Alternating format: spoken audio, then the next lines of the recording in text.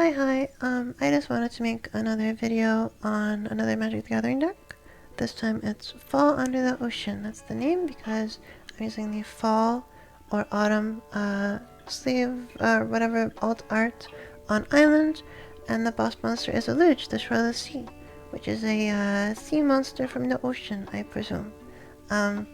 And every time he's summoned or attacked, he can put a flood counter on one of your islands or any other land if you want to run one fountain part or something. And for each flood counter, everything costs one less, or the sorcery instance costs one less.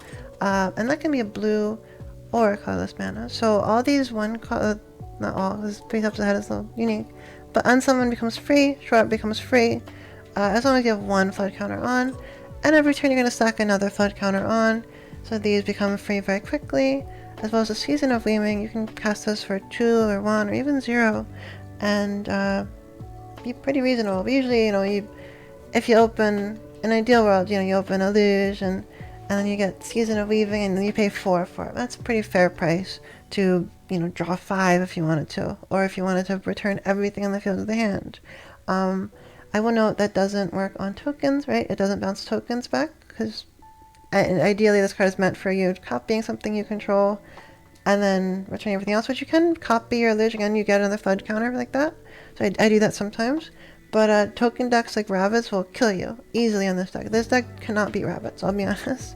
But it does very well against the meta right now, right? In Alchemy, we're running some Alchemy cards that are super strong. There's Heist, which is very good, and we counter them. Mono Red, we counter them. And Valgavoth Reanimator, it's an okay matchup. I'd give us the benefit of the doubt on it, but it can go either way, right? It's a much more a variable game against them still, compared to the other decks, which is a pretty clear, you only have so many turns, but Valgavoth decks go on for a very long time, and you have to play smart and hope the opponent is either playing equally smart or less smart, not more smart than you, right? And just doesn't have the cards suited for your deck.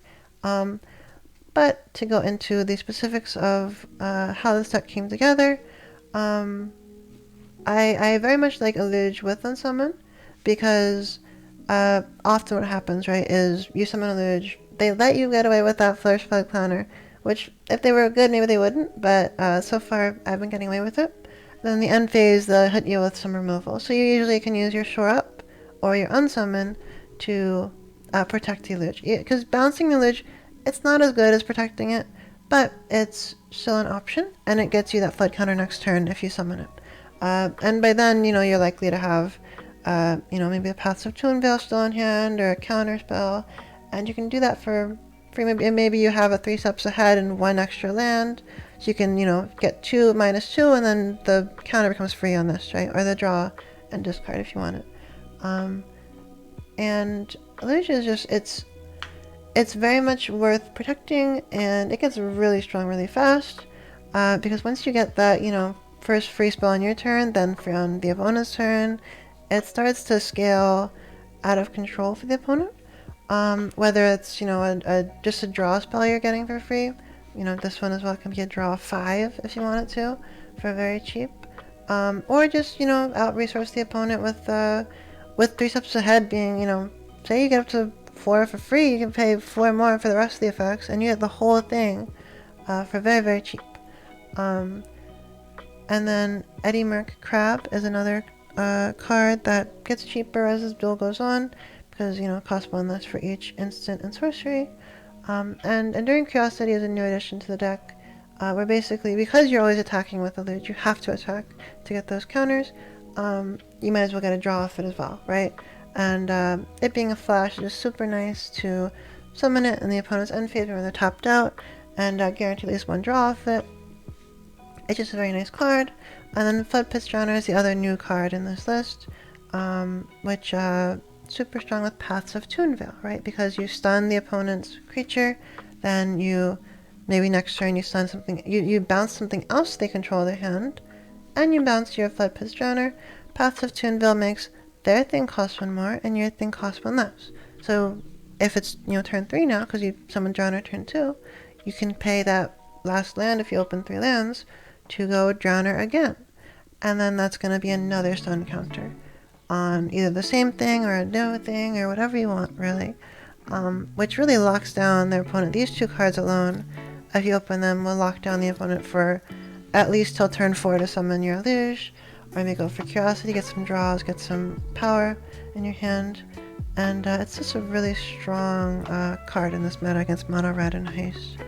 Does have their optional removal. I honestly advise against using the removal option usually on mono red, but there are certain times when you want to, like Recruit Instructor, for example, is a very strong card if they're playing more of a white package with the Alchemy Nice. And that's when you need to start considering, am I going to just remove this card because I cannot outrace it, right?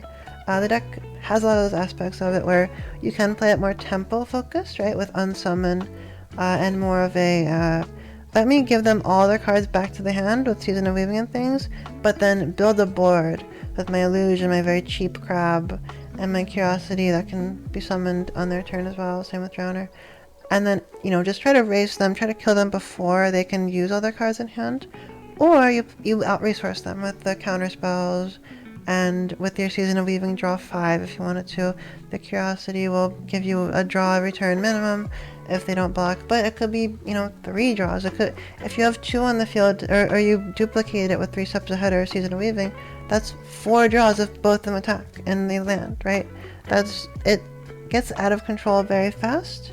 So they always have to have an answer to Curiosity, especially if you have multiple.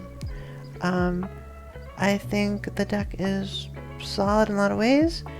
Shore Up, I did originally run 4 and I had to cut it because it is one of those cards where it's very nice to be able to keep that pressure on the board and keep that blocker. And the untap is huge. I think the untap makes it the best out of any of the 1 mana hexproof equivalents. Because, you know, especially with the Crab where you summon it and it comes in tapped on the opponent's turn. They'll attack in, not expect it, you go Shore Up. Same thing happens with a Luge, where the downside of a Luge, you have to attack. You have to be aggressive if you want that cheaper spells. And it's not really common for a control deck, right, to have to keep going. But you're a sea monster, right? You're trying to keep control of the game while also, you know, being the imposing threat of a sea monster and always attacking every turn.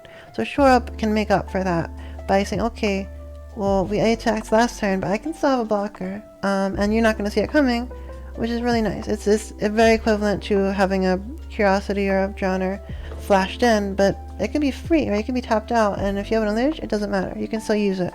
So it's just a very nice card, but you can only run 2 because it's realistically going to be dead over half the games if you don't open a Drowner until like turn 4, right? So you don't run 4, but you can, you know, side in more. I do have the side deck built here if you did want to try it.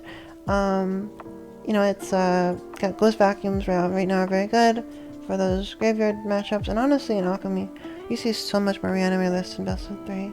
SF Into the Flood Maw, just as if you want more bounce and to bounce non-land permanents, right? A lot of enchantments and stuff, very good right now.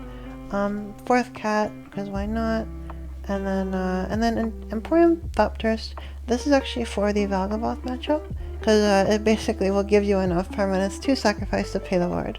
I considered, you know, running things that out it, but there's not many options that blue has besides Season of Weaving, bouncing everything, which I do plenty of times in best of 1. But you don't want to rely on that always. So Thopterst is really good for those games where, you know what, you'll just summon 3 Ornithopters, and you can unsummon a Valgaboth now. And it's not like the thing you want to do, but you know, if you don't have enough counter spells for their revive cards, it's better than nothing, right? And also it gives a nice threat, gives a free flying blocker. It's a good card in that matchup for sure. And I have 2 Phantom Parts. Illuge does let it tap for blue, so it's not too bad with all these 1-drop. And this being a 2 blue, you really have to be careful with the Fountain Port. I wouldn't main Fountain Port with best of 1 because of mono red right now. Sometimes you really need those 2 blues for your long reverse pull into like an unsummon on the same turn, or maybe, you know, even that combo with Toon Veil and Drowner. You can do it, but it's a little, you know, more scary because Drowner becomes a 1 blue. It doesn't become a 1 colorless, right? So that's why I would you know, keep that on the side. But you can definitely, if you're more scared of the grindier matchups, run a Fountain Port in main, even two. I just personally don't. And yeah, I think it's like I said, a solid list. I recommend people try it if they're in Alchemy format. It's hard to recommend outside of Alchemy because, like I said, this combo here is really good with Twin Veil.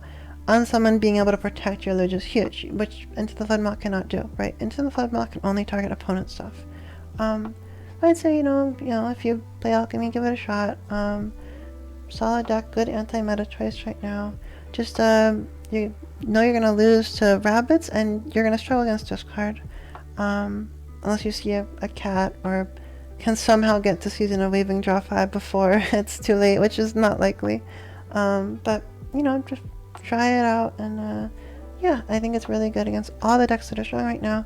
Even Valgavoth is, you know, I give us the benefit of the doubt on that one, but it's not like we're, you know, countering them as hard as the Heist matchup is a free win, because you have those bounce spells, you have the counter spells, and sure, they can have the counter spells too, but you're paying 0 for some of your stuff. They're paying 3 still. Like, if they take an Illuge, it just dies on someone unless they actually have an island, which they usually don't.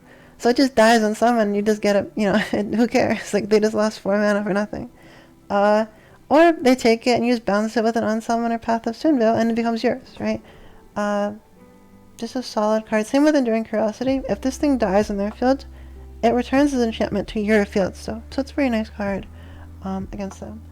And then, yeah, Mono Red is just, you hold your bounces for their instants. Monstrous Rage, okay, let me use Unsummon. Might of the Meek, if they have Leyline of Resonance out, absolutely, you're going to be, you know, letting them pick a second target, and boom, it's gone. No draws. Just you have to be patient with Mono Red, because they will do damage to you, and you have to accept that. You're going to be an aggressive sea monster, you know, bold, reserved, resolved, and you're going to take a few hits here and there, but you have to, you know, remember 1 HP is all you need, and you know, hold your bounce spells hold your negates for like the slings and well, negates you use on the monsters, right? But on the bounce spells, hold them for the slings if you have to, or those big pump spells that's being doubled or tripled, and you know, just don't, if you see, oh no, I'm taking 4 damage, that's fine. If you're taking 6 damage, who cares, right? You have like half your life points still to go. So, and you're gonna start scaling once you get that Illuge down, right? Everything becomes easier. You survive 1-2 turns with a Luge, the game is just over against Mono Red. You're not losing, and that's how you have to play it, right? You have to value your power as that big sea monster, you know, under the ocean, and not panic and think you're a little baby who, you know, oh, I don't want to take 4 damage, let me waste my Unsummon, and then you lose next turn because now they have you know, the ability to summon it back and buff everything up, and you just lose because you've lost your Unsummon, right? So, you know, make sure you're trading with these cards with their instants. Don't just waste them willy-nilly. But yeah, that's the full deck, and I hope you have fun watching and or trying the deck yourself. But bye-bye.